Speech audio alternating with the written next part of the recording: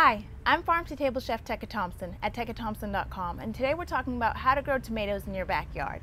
So when growing tomatoes, you want to start with a nice area that you've cleaned of all weeds and that you've made sure is nutrient rich. So if the soil in your backyard isn't nutrient rich, you want to always add something to amend it, which would be compost. Do a thick layer of compost all in the area and then just shake it and work it into the dirt. If you don't know the soil you're working with, you can always have it tested at your local nursery or home and garden store. And this is a really great way to be able to cater the soil to exactly what you want in plants and to keep it nutrient rich throughout your season. So there's determinate and indeterminate tomato plants. And indeterminate means that they're going to grow really big and keep on growing throughout their growing period, which means they'll never stop, and you'll have to trim them and you'll have to support them on a trellis or in a tomato cage.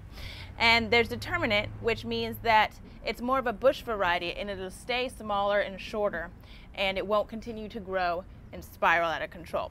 So after you've selected your area, you also want to make sure your area is going to get about 6 to 8 hours of sunlight a day because tomatoes thrive on sunlight. I'm just going to take my little tomato transplant and I'm going to select a spot in my tomato area, but I'm going to make sure that it's about 2 feet away from the other plant. So we'll make it a nice little hole. And since it's been all scrunched up in its little pot, we're going to just loosen the root ball like this so it can start its descent into the earth. I'm just going to gently place it in its hole. I'm going to cover it up. And then you always want to water your plant into the ground so it can begin shooting its roots down to the ground and growing. So I'm going to give it a generous water.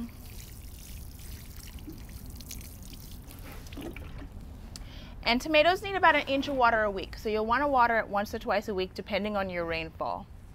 And then since this is an indeterminate plant, I'm going to put a tomato cage around it. And this is going to allow it to have support as it grows and to keep the leaves off the ground. So it'll really help support the fruit so none of your plant breaks.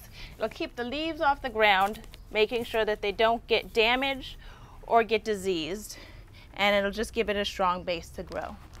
I'm farm-to-table chef Teca Thompson at tecathompson.com. Today we're talking about how to plant tomatoes in your backyard. Thank you for watching.